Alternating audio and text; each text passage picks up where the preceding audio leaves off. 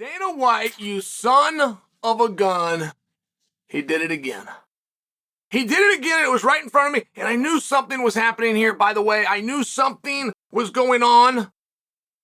I didn't know what it was. It was just right in front of me. The Sphere. Gonna go to the Sphere. Already has paid $16 million in buying the necessary equipment from a production standpoint. It is such an undertaking that he will never be coming back. So I had a hard time with it. I'm like, man, you're already $16 million. Like, he sounded like he wasn't done. He already $16 million. I'm going, can you just do that one time? Like, can you justify doing that one time? Is this equipment that you bring to the Sphere, but then you can take other places? I mean, I just had a lot of questions about that. I had a lot of questions about that number, and why are we so set that it's one time? There's never been a venue that Dana's gone to, so it's one time. Madison Square Garden, by example, the Mecca. We're going there one time. Fight Island, for example.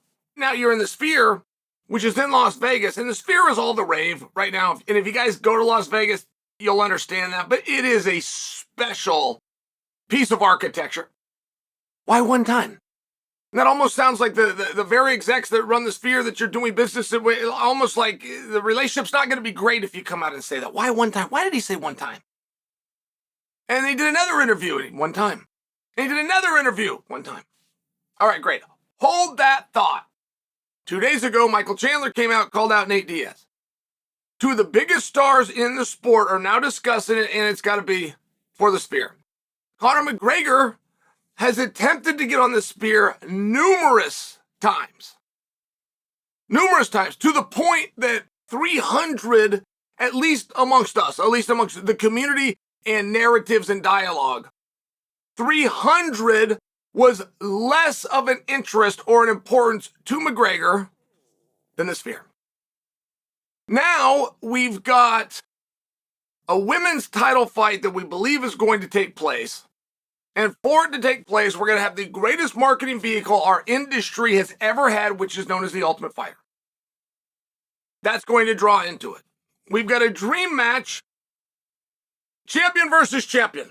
Right, that is Hogan versus Warrior. Both guys walk to the ring with a belt. Max Holloway, Ilya Topuria. And the only question is, will both belts be up? Like, that's big. This is big stuff.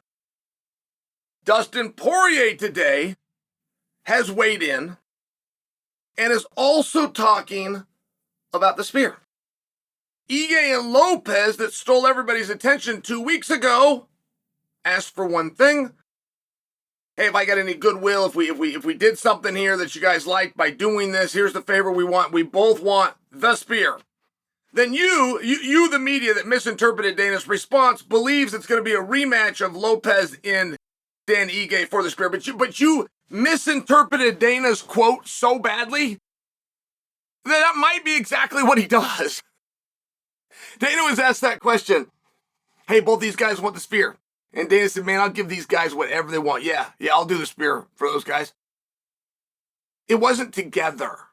It's the only point that I'm trying to make. That was a misunderstanding, but it's been misunderstood, reported, and re-reported so many times. That might be exactly what they do. And what is my point? Well, my point is, all of these guys are coming out of the woodwork. More champions, more top draws have requested the Sphere than they did 300. Then they did International Fight Weekend. Then they did Super Bowl weekend, which used to be the biggest weekend that our sport had. That is not the case anymore, but I'm just sharing with you some of these perennial events. I've yet to hear anybody request to be on the Madison Square Garden card. And I understand the rumor of Stipe and Jones, but they didn't ask to be there. It's where they got put. Why the Sphere? That's what I'm going back to. Why the Sphere? What's so special about the Sphere? And you want to know something, guys? If Dana isn't real careful, he's going to have to change his marketing to where that becomes the perennial event and the biggest event in UFC history. Now, that was supposed to be 300. Right at the time that 100 came, that was going to be the biggest event ever. Then at the time 200 came, that was going to be the biggest event. So at least in theory, 300, biggest event ever. Now we've got, guys, 5 minutes ago, Sean O'Malley is in training right now to fight at the Sphere, of which he hasn't been rumored, he hasn't been asked. Sean O'Malley, who just might be the sport's biggest star, is campaigning and lobbying to be at the Sphere where he knows he can't be the main event because they already got one. You hearing what I'm saying? None of those things happen. None of these urgencies, none of these requests, none of these cashing in, none of these big ones, big moments, short notice, late notice, find me a new opponent, whatever it takes, get me on the Sphere. None of those things happen had Dana not made the promise, or the statement rather, that it's a one and done. If the Sphere was a new venue we're going to, and by the way, it would make sense because it's 4 miles up the road from our headquarters. We're going to play the Sphere all the time. In fact, I already got $16 million in equipment. I could go to the Sphere anytime I wanted. It's a production nightmare, but once I get it down one time, I just plug the things into the same, right? You only got to figure it out one time. No matter how complicated production looks, if you get it right the first time, you take that equipment, you look where the cord is, and you plug it into the same spot next time, right? And not for nothing, but the first one's the hard one. And he was doing it for a reason. He's never talked like that. He's never had a venue. He's never made it clear this is a one-time thing, ever. Give me an example. Go ahead. You can't do it. There's been places that he's only played one time. I'm in one of them. Portland, Oregon. We've got one pay-per-view ever. Why didn't he say when I go to Portland, I'm only going to go one time? Why did he say that about any other venue ever? But now you're starting to see it. It was right in front of us. I missed it. If Dana doesn't make calls, he doesn't do matchmaking, he doesn't do what he has to do as a fight promoter to get fights together. If he does not do that, if he just stands back and lets the boys and girls figure it out on their own and says, yes, I believe he could have the biggest fight card he's ever had. I believe on accident he is going to not only surpass, I think he's going to crush 300 on accident. This is where he's got to make a decision. Do I say yes to my biggest star, Sean O'Malley? How do I say yes to anyone else and I don't say yes to my biggest star? If he's going to bring Diaz back. I don't know if he's going to, but I'm sharing with you. He knows. He knows whether he's going to give that opportunity or not. If he's going to bring Diaz back, why wouldn't you bring him back here? And if you bring him back here, where are you going to put him? These guys are going to jerk the curtain. So imagine what I'm saying. If you had Michael Chandler and Nate Diaz, or if you had Dustin Poirier and Nate Diaz jerking the curtain of your pay-per-view, have I proven my point that you now have the greatest card ever assembled? It truly is one of these incredible things, and I'm not convinced that we're here because it's this great big round building, or because it has a level of production that costs another $16 million just to be able to plug into the ports. I don't believe any of those things. I believe the Sphere is working for the same reasons the All-Star game works. You can get all the players to say yes. Why? Because it's such a rare opportunity. I believe it works. You can't get 5 of the top basketball players to go put on matching uniforms and go somewhere for free. But that's exactly what they're going to do for the Olympic Games in 1 month.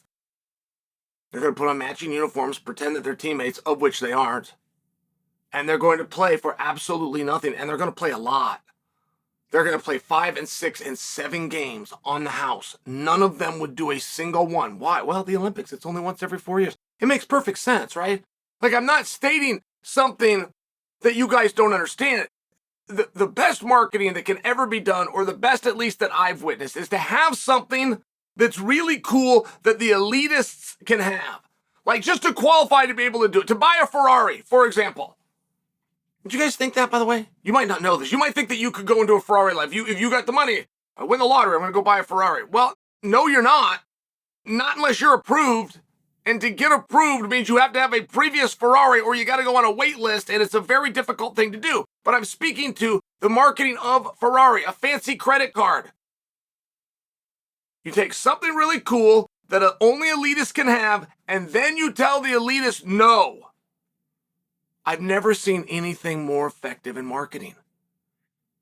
And that's precisely what we have here with the Sphere, because the genius knew that, got in front of it, and proclaimed he's only doing it once.